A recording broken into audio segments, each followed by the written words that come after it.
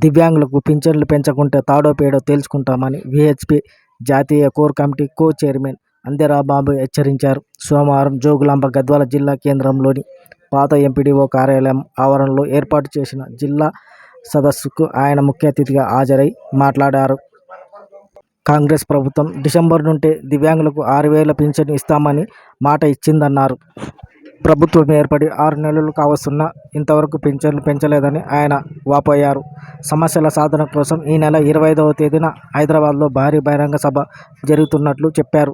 సభకు వేలాదిగా దివ్యాంగులు తరలి రావాలని ఆయన కోరారు. తెలంగాణ రాష్ట్ర ప్రభుత్వం